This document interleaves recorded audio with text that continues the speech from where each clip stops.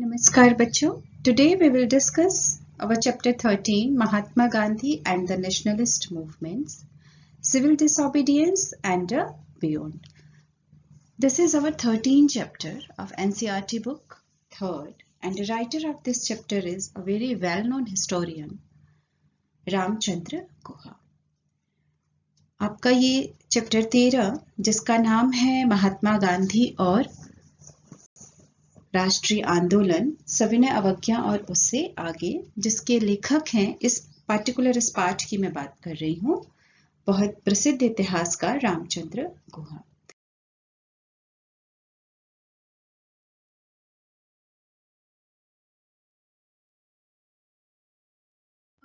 Popular movement. As you can see in your book, chapter 13, page number 350, it was the Rowlatt Satyagraha that made Gandhiji truly national leader. Exactly what writer want to say. लेखक का जो मत है रामचंद्र गुहा जी का, वो कहते हैं कि ये रॉलेट सत्याग्रह था जिसने महात्मा गांधी, जिसकी वजह से महात्मा गांधी एक सच्चे राष्ट्रीय नेता के रूप में सामने आए. और वो उसको, इस रॉलेट सत्याग्रह का जो स्वरूप है, इसको 3 रूप में उसको डिफाइन करते हैं: all India character, communal harmony and established Mahatma Gandhi as all India leader.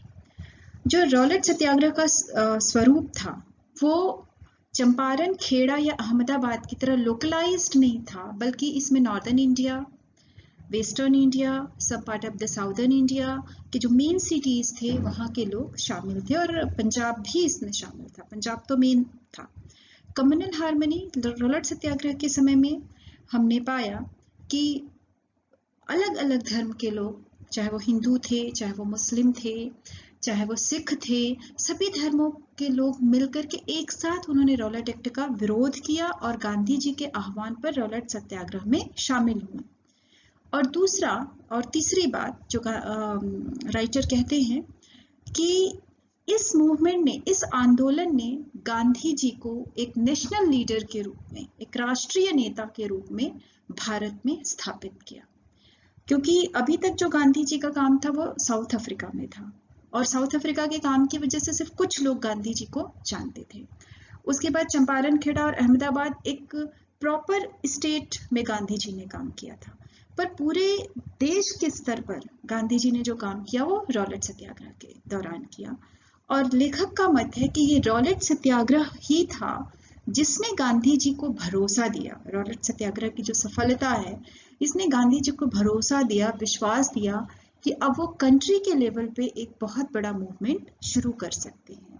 और उस मूवमेंट का नाम था नॉन कोऑपरेशन मूवमेंट या फिर असहयोग आंदोलन. गांधी जी का विचार था for the non cooperation movement.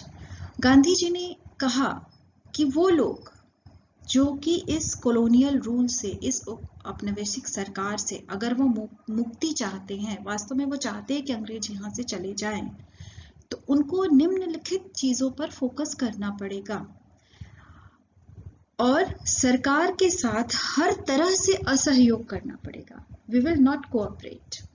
किसी भी लेवल पे हम सरकार के साथ सहयोग नहीं करेंगे. जैसा कि वो लिख रहे हैं, renunciation of voluntary association with the government, अर्थात कि अंग्रेजी सरकार के साथ सभी ऐच्छिक संबंधों के परित्याग का पालन करना. किसी भी तरह का हमारा रिलेशन नहीं होगा. हमने तो स्कूल जाएंगे, मतलब वो स्टूडेंट से ये बात करते हैं, तो जब वो स्टूडेंट से बात करते हैं तो वो स्टूडेंट का सपोर्ट लेते हैं. तो जो बच्चे हैं वो स्कूल नहीं जाएंगे, जो उनसे थोड़े बड़े हैं, जो कि एडल्ट हैं, वो कॉलेज नहीं जाएंगे, जो प्रोफेशन में है, जो नौकरी में है, वो लॉ, जैसे लॉ कोर्ट में जो लॉयर हैं वो कोर्ट नहीं जाएंगे, जो दूसरे कर्मचारी हैं जो कि सरकारी नौकरी में हैं वो भी काम पर नहीं जाएंगे. और स्टिल हम जो मेन सोर्स ऑफ इनकम है, रेवेन्यू है ना, टैक्स, जिसकी वजह से सरकार हम पे शासन करती है, तो हम उसका सोर्स ऑफ इनकम ही बंद कर देंगे, हम पेमेंट नहीं करेंगे. और इस तरह से हम सरकारी किसी भी चीज का न तो इस्तेमाल करेंगे, न सहयोग करेंगे, सरकारी चीजों का बहिष्कार करेंगे, बाइकॉट करेंगे. और अगर हम इस तरह से करेंगे तो It's a very important line what said by Mahatma Gandhi. If non-cooperation was effectively carried out, अगर इफेक्टिव तरीके से अगर हम नॉन कोऑपरेशन करते हैं तो हमें 1 साल के भीतर हमें स्वराज मिल जाएगा। और इसका थीम था नॉन वायलेंस, यानी हमें अहिंसात्मक तरीके से, वायलेंट नहीं होना है, नॉन वायलेंस तरीके से हमें नॉन कोऑपरेशन करना है। और अगर हमने प्रॉपरली इसको फॉलो किया तो 1 साल के भीतर हमें स्वराज मिल जाएगा, ऐसा गांधी जी का मत था। और इस बेस पर गांधी जी ने नॉन कोऑपरेशन मूवमेंट शुरू करने की योजना बनाई रॉलेट सत्याग्रह के बाद, जलियांवाला बाग मैसेकर के बाद। इस समय भारत में एक और आंदोलन की शुरुआत हो रही थी और वो था खिलाफत मूवमेंट। खिलाफत मूवमेंट का एग्जैक्टली इशू ये था कि फर्स्ट वर्ल्ड वॉर में जो ऑटोमन एम्पायर था, टर्की था, वो ग्रेट पावर्स यानी इंग्लैंड और उसके जो सहयोगी राष्ट्र हैं उनके खिलाफ लड़ा था। जब वर्ल्ड वॉर खत्म हुआ तो ऐसी स्थिति में, चूंकि जीत ग्रेट पावर्स की हुई, इंग्लैंड की हुई, एलाइड पावर्स हार गए, तो ऐसी स्थिति में ऑटोमन एम्पायर के जो बहुत सारे हिस्से थे उसको ले लिए गए, टर्की इसको विभाजित कर दिया गया और खलीफा की जो सत्ता थी उसको भी बरकरार नहीं रहने दिया गया। तो जो खलीफा है इस्लाम के अंतर्गत, जिसको कि हम पैन इस्लामिज्म कहते हैं, पूरे जो वर्ल्ड के इस्लाम है वो खलीफा को अपना धर्म गुरु मानते हैं, चाहे वो कहीं भी रह रहा हो, और उसकी सत्ता को वो जो है बरकरार रखना चाहते थे। तो इस जो ये स्टेप था अंग्रेजों का, मतलब अंग्रेजों इन द सेंस की जो ग्रेट पावर्स का ये स्टेप था कि एक तो ऑटोमन एम्पायर को विभाजित कर देना, खलीफा की सत्ता को डिनाई करना, इसका जो मुसलमान थे वो विरोध कर रहे थे। और वो विरोध का जो स्वरूप था वो भारत में भी आया, क्योंकि भारतीय मुसलमान भी खलीफा की सत्ता से जुड़े हुए थे, खलीफा को अपना धर्म गुरु मानते थे। तो भारतीय मुसलमान भी अंग्रेजों के इस स्टेप से खफा थे और वो चाहते थे कि खलीफा की सत्ता है वो बरकरार रहे और जो ऑटोमन एम्पायर के जो हिस्से हैं वो उस पर उसका कंट्रोल बना रहे। इसके अलावा जजीरात उल अरब, जिसमें कि अरेबिया, सीरिया, इराक, फिलिस्तीन, ये इलाके शामिल थे।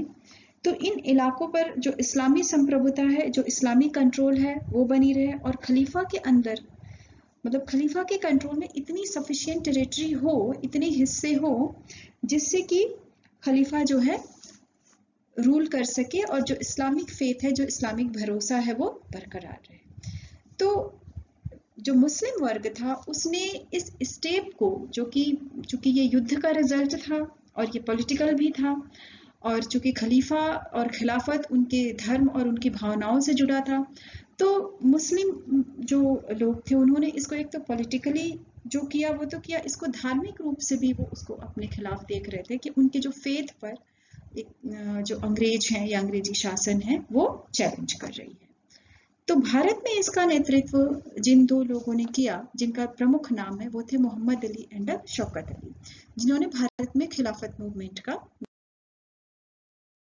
और मोहम्मद अली और शौकत अली के नेतृत्व में जो है ऑल इंडिया खिलाफत कमेटी की स्थापना की गई, जिसमें कि बहुत सारे लोग शामिल थे। उसमें मौलाना अबुल कलाम आज़ाद, हाकिम अजमल खान, ये सारे लोग भी थे, और जिनका की ऑब्जेक्टिव ये था कि जो इंडियन मुस्लिम है उसके अंदर यूनिटी आए और वो कैलिफत के प्रोटेक्ट में अंग्रेजों के खिलाफ वो खड़ा हो सके, मतलब यूनाइटेड हो। और इस तरह से 1920 में कैलिफत जो खिलाफत मैनिफेस्टो है वो जो है कि तैयार किया गया, पब्लिश किया गया ब्रिटिशर्स के खिलाफ। नवंबर 1919 में जब दिल्ली में ऑल इंडिया खिलाफत कॉन्फ्रेंस हुई तो उसमें गांधी जी भी शामिल हुए और गांधी जी ने खिलाफत के विचारधारा और खिलाफत आंदोलन को सपोर्ट किया। और गांधी जी ने इसको एक बेहतर अवसर के रूप में देखा मुस्लिम्स को हिंदुओं के साथ जोड़ने का, हिंदू मुस्लिम एकता का अवसर, क्योंकि जो खिलाफत मूवमेंट है उसमें मुस्लिम्स यूनाइट हो रहे थे ब्रिटिशर्स के खिलाफ, और नॉन कोऑपरेशन में भी हम सारे देशवासी यूनाइट हो रहे थे ब्रिटिशर्स के खिलाफ। तो हम दोनों का जो मकसद था वो अंग्रेजों के खिलाफ विरोध करना ही था। तो गांधी जी ने ये माना बहुत सकारात्मक तरीके से कि अगर ये दोनों आंदोलन एक दूसरे से जुड़ जाएंगे तो एक तो हमारी हिंदू मुस्लिम जो यूनिटी है वो बहुत मजबूत होगी, हम दोनों मिल करके ब्रिटिश सत्ता के खिलाफ लड़ेंगे तो हमारे जो परिणाम होंगे वो सकारात्मक होंगे, और जो ब्रिटिशर्स की फूट डालो और शासन करो की नीति है उसमें भी जो है कमी आएगी। लेकिन गांधी जी का जो सोचना था वैसा हुआ नहीं, क्योंकि हम आगे भी देखेंगे कि किस तरह से नॉन कोऑपरेशन मूवमेंट बिना पूर्ण स्वराज प्राप्त किए ही कुछ परिस्थितियों में उसे गांधी जी को वापस लेना पड़ा। और ठीक इसी तरह जो खिलाफत मूवमेंट था उसकी इम्पोर्टेंस अपने आप खत्म हो गई, क्योंकि कमाल अतातुर्क के नेतृत्व में जो टर्की था वो एक सेकुलर स्टेट बन गया और जो खिलाफत जो की सत्ता थी जो वो खत्म कर दी गई। तो इस तरह से इसका भी औचित्य खत्म हो गया, और जिस हिंदू मुस्लिम एकता का गांधी जी सपना देख रहे थे वो भी परिणति को प्राप्त नहीं हुआ, बल्कि हम देखेंगे कि इसके बाद जो हिंदू मुस्लिम के बीच जो दूरियां थी वो बढ़ती ही गई, और जिसका परिणाम हमारे सामने है हिंदुस्तान और पाकिस्तान।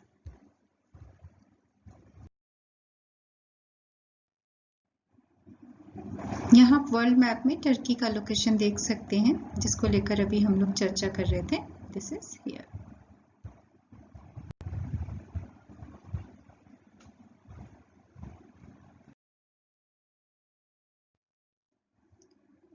दिसंबर 1920 में कांग्रेस के नागपुर अधिवेशन में जो एनुअल सेशन था उसमें नॉन कोऑपरेशन मूवमेंट का जो प्रपोजल था वो पारित किया गया, और इस तरह से ऑफिशियली असहयोग आंदोलन की ये घोषणा कर दी गई। और इसका पूरा जो मसविदा था, पूरी इसकी जो प्लानिंग थी कि हमें कैसे इसको करना है, कैसे आगे ले जाना है, इसका ऑब्जेक्टिव क्या है, किस तरीके से करना है, ये सब इसमें तय किया गया। और सबसे बड़ा जो फोकस था वो था नॉन वायलेंस। इसमें वायलेंस की कोई जगह नहीं थी, कोई हिंसा नहीं करना है, कोई मारपीट नहीं करना है, किसी पर अटैक नहीं करना है, शांतिपूर्ण तरीके से विरोध करना है, हड़ताल करना है और सरकार के साथ सहयोग नहीं करना है। और इसके लिए सबसे पहले कांग्रेस ने अपना दायरा बढ़ाया, और कांग्रेस की ये कोशिश थी कि भारत का हर जन, हर व्यक्ति, चाहे वो गरीब है, चाहे वो अमीर है, चाहे वो पढ़ा लिखा है या अनपढ़ है, सब इस कांग्रेस के साथ जुड़े और इस आंदोलन में शामिल हो। तो कांग्रेस के इस राष्ट्रव्यापी जो उद्देश्य थे उससे यह जो नॉन कोऑपरेशन मूवमेंट था एक जन आंदोलन के रूप में सामने आया, और जिसमें वास्तव में देश की सभी जनता इससे जुड़ी। तो कम से कम जो है वर्किंग कमेटी की स्थापना की गई, और वर्किंग कमेटी के जो 15 मेंबर्स इसमें रखे गए जिनका काम ही था लुक आफ्टर करना कि जो हमने ऑब्जेक्टिव तय किए हैं, जो वर्क हमने निर्धारित किए हैं वो प्रॉपर तरीके से हो रहा है कि नहीं। सबसे खास बात की जो मेंबरशिप थी उसकी जो फीस थी वो बहुत कम कर दी गई, 4 आना 1 साल का, कि हर कोई इससे जुड़ जाए, जिसकी कोई आमदनी नहीं है, बहुत कम आमदनी है, जो हैंड टू माउथ है वो भी जुड़ जाए। और इसके बाद इंडिया के वेरियस पार्ट में जो है कांग्रेस की नई ब्रांचेस सेटअप की गई। प्रिंसली जो स्टेट थे, जो राजे रजवाड़े थे, वहां पर प्रजामंडल की स्थापना की गई, जिससे कि देश का कोई भी कोना अछूता न रहे। और गांधी जी ने इनकरेज किया, और सिर्फ इनकरेज ही नहीं किया, उसको व्यवहार में भी ले आए कि जो प्रोविंशियल कमेटी है, जो कांग्रेस की शाखाएं हैं जिस जगह पे खोली गई है, तो वहां पर जो भाषा है, तो वहाँ की जो कॉमन भाषा है, जो वहाँ की लोकल भाषा है, उसका इस्तेमाल किया जाए।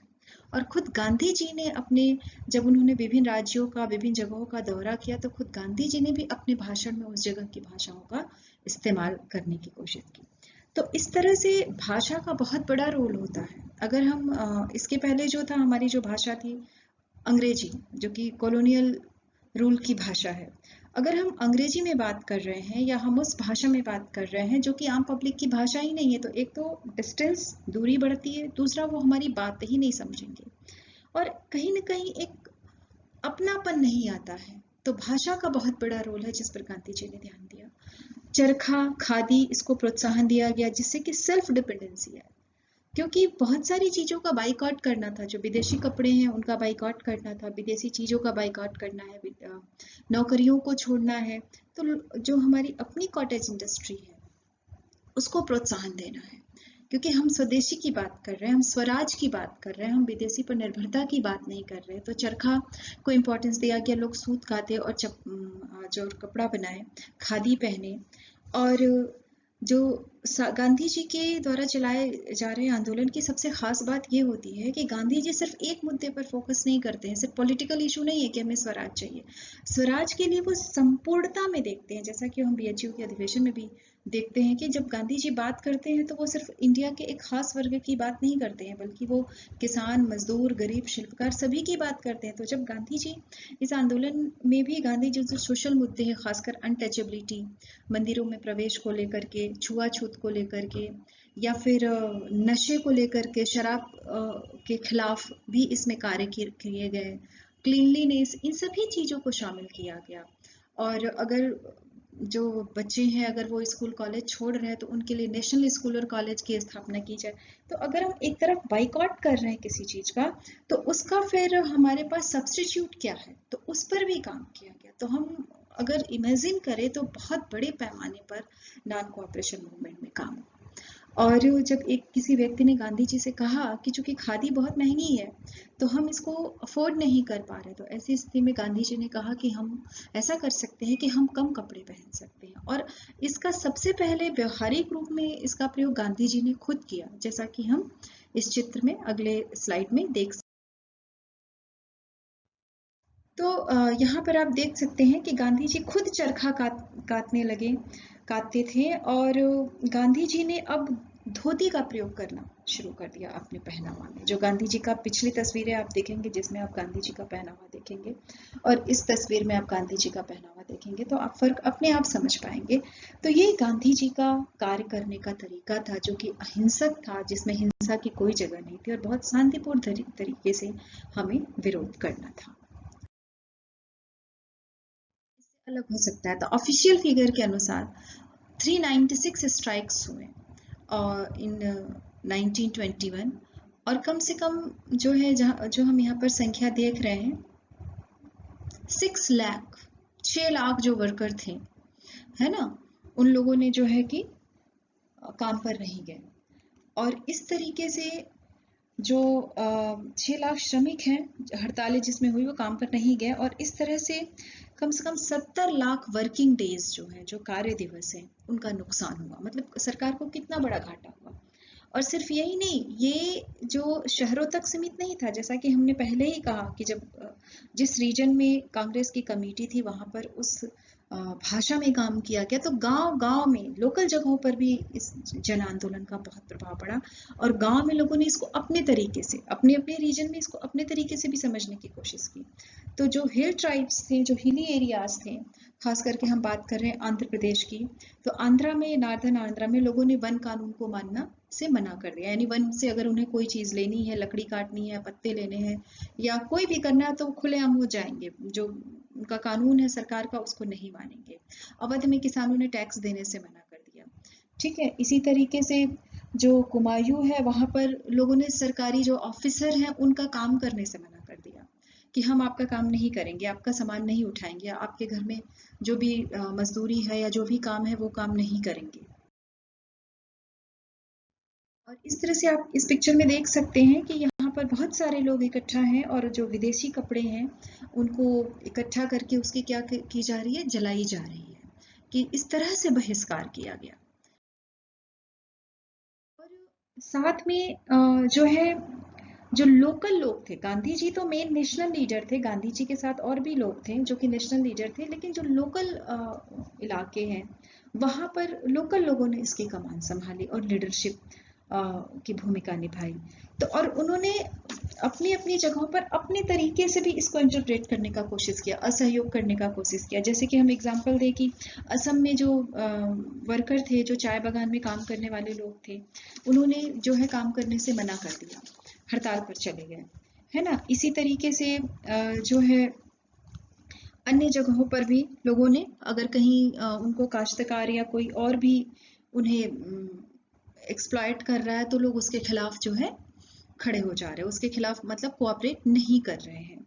तो बहुत बड़े पैमाने पर लोगों ने जो है नॉन कोऑपरेशन मूवमेंट में अपना, गांधी जी को अपना साथ दिया, सहयोग दिया और स्वराज के लिए सामने आया। और जन जन में ये भावना जो है, राष्ट्र के प्रति जो फीलिंग है, राष्ट्र के खिलाफ लड़ने की, विरोध करने की जो कैपेसिटी है वो लोगों के अंदर, कैपेसिटी तो पहले से थी लेकिन अब वो सामने आने लगी। तो इन सब बातों से प्रभावित होकर जो लुई फिशर कहते हैं कि जो नॉन कोऑपरेशन है, जो कि गांधी जी का, जिन्होंने की जीवनी लिखा था, वो कहते हैं कि जो नॉन कोऑपरेशन है वो गांधी जी के समय का, मतलब गांधी जी के समय का एक युग बन गया, एक युग का नाम था। क्योंकि जिस तरह से लोगों ने सपोर्ट किया और जिस तरह से घटनाएं हुई, जैसे कि जब प्रिंस ऑफ वेल्स भारत आते हैं तो अब एक बहुत बड़ा व्यक्ति भारत आ रहा है तो उसका स्वागत नहीं किया गया, बल्कि उसके बदले में जगह जगह हड़तालें हुई। और दुर्भाग्य की बात यह है कि इस दिन मुंबई में दंगा भी हुआ और खून खराबा हुआ, जिसमें कि कई लोग मारे गए और गांधी जी ने कम से कम 3 दिन का फास्ट रखा, अनशन किया, क्योंकि गांधी जी का तरीका हमेशा नॉन वायलेंट होता था। और अगर कहीं वायलेंस होता है, जो कि लीडर गांधी जी है, तो गांधी जी इसके लिए अपने को रिस्पॉन्सिबल मानते थे। तो इसलिए गांधी जी ने अनशन किया कि ये घटनाएं जो है दोबारा ना हो, क्योंकि अगर वायलेंस होता है तो ये चीजें जो है इस आंदोलन को और ज्यादा कमजोर करेंगी। और इसके अलावा इसमें चूंकि लोगों ने विदेशी कपड़ों को, विदेशी सामानों को इस्तेमाल करने से मना कर दिया, तो इससे इकोनॉमिक रूप से भी विदेशी सरकार को बहुत घाटा हुआ। बिपिन चंद्र अपनी किताब में लिखते हैं कि जहां की 1920-21 में 1 अरब 2 करोड़ रुपए मूल्य के जो विदेशी कपड़ों का आयात हुआ था, वहीं 1921-22 में ये घटकर 57 करोड़ हो गया, 57 करोड़ हो गया। तो यू कैन इमेजिन कि what was the situation of the British government due to these non-cooperation movement. And so if the Louis Fisher is writing, अगर लुई फिशर लिख रहे हैं कि नॉन कोऑपरेशन गांधी जी के जीवन के एक युग का ही नाम हो गया, तो वास्तव में वो सही बात कर रहे हैं।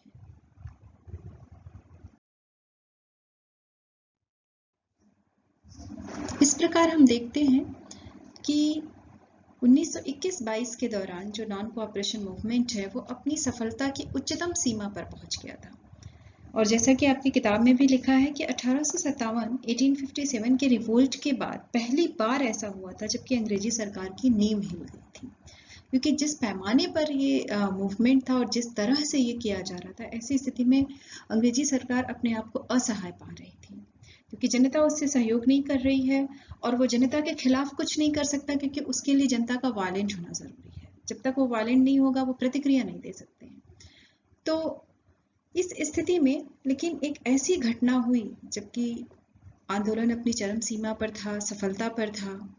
गोरखपुर के चौरी चौरा में, आप जैसा कि आप मैप में देख सकते हैं, गोरखपुर का लोकेशन ये यहाँ पर है, गोरखपुर उत्तर प्रदेश में। गोरखपुर में एक ऐसी घटना हुई जिसकी वजह से गांधी जी को इस आंदोलन को वापस लेना पड़ गया। हुआ ये कि 5 फरवरी 1922 को जब शांतिपूर्ण तरीके से किसानों का समूह, आम लोगों का समूह हड़ताल कर रहा था, उस वक्त उनकी पुलिस से थोड़ी झड़प हो गई। और ये जगह थी गोरखपुर में चौरी चौरा। और पुलिस ने जब हड़ताल करती हुई भीड़ पर, आंदोलन करती हुई भीड़ पर फायरिंग करी, तो ऐसे में जनता का गुस्सा उठना स्वाभाविक था। और जनता ने क्या किया, पुलिस जो चौकी थी उस पर जनता ने अटैक कर दिया और उसमें आग लगा दी। और ऐसी स्थिति में बहुत सारे पुलिस वाले मारे गए। तो जब ये घटना गांधी जी तक पहुंची तो वास्तव में एक ऑब्जेक्टिव लेकर के नॉन कोऑपरेशन मूवमेंट शुरू किया गया था कि जिसमें वायलेंस की कोई जगह नहीं थी। लेकिन वायलेंस की घटनाएं अब जगह जगह से आ रही थी और चौरी चौरा का जो घटना था वो अपने आप में भयानक घटना था, क्योंकि पुलिस चौकी में आग लगा दी गई जनता के द्वारा। तो गांधी जी ने इस बात से क्षुब्ध होकर कहें या फिर इस बात से असहमत होकर के गांधी जी ने नॉन कोऑपरेशन मूवमेंट वापस लेने का फैसला कर लिया और 12 फरवरी 1922 को ऑफिशियल तरीके से गांधी जी ने मना कर दिया कि अब हम ये आंदोलन नहीं कर रहे हैं। गांधी जी के इस डिसीजन का, इस निर्णय का सभी लोगों द्वारा, मैक्सिमम लोगों द्वारा विरोध किया गया, क्योंकि वास्तव में लोगों को लग रहा था कि सफलता अब हमें मिलने वाली है। जैसा कि गांधी जी ने कहा था कि 1 साल में हमें स्वराज मिल जाएगा, लेकिन 1 साल में स्वराज नहीं मिला, लेकिन आंदोलन अपनी तरक्की पर था, चरमोत्कर्ष पर था। और ऐसे समय में आंदोलन को वापस लेने की घोषणा करना जनता के लिए ये किसी सदमे से कम नहीं था। तो सभी बड़े लीडर्स ने इस बात के लिए गांधी जी की आलोचना की, लेकिन गांधी जी अपने निर्णय पर अडिग रहे और गांधी जी ने नॉन कोऑपरेशन मूवमेंट वापस ले लिया। जब गांधी जी ने नॉन कोऑपरेशन मूवमेंट वापस ले लिया तो मार्च 1922 में गांधी जी को गिरफ्तार कर लिया गया, और ऐसे बहुत सारे हजारों जो भारतीय थे जो इसमें शामिल थे, उनको भी गिरफ्तार किया गया। इस प्रकार गांधी जी की गिरफ्तारी के साथ असहयोग आंदोलन समाप्त हो जाता है।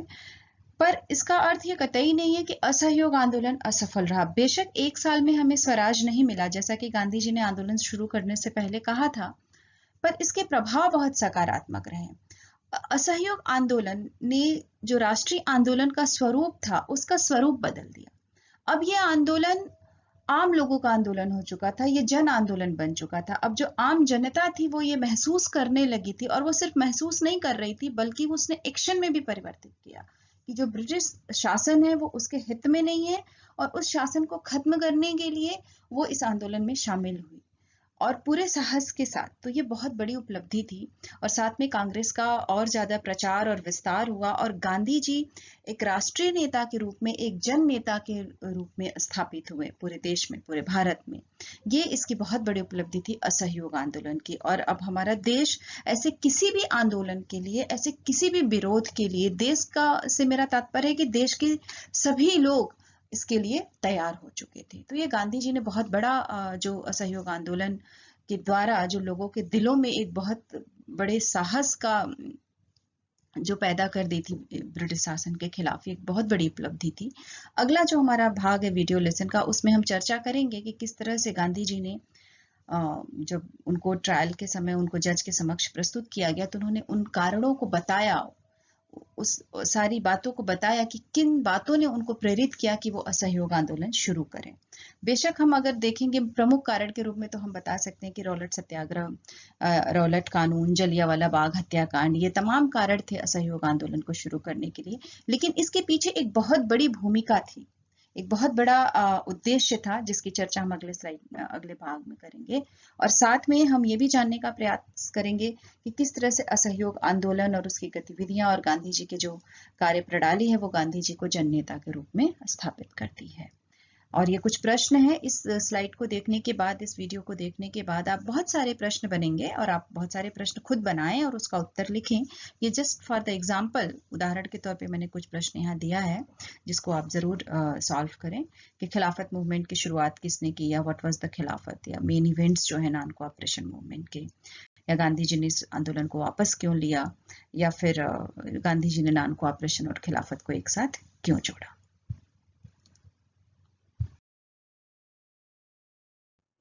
यह वीडियो पार्ट 3 यहाँ खत्म होता है। नेक्स्ट टॉपिक के लिए आप अगला वीडियो लेसन पार्ट 4 देखें।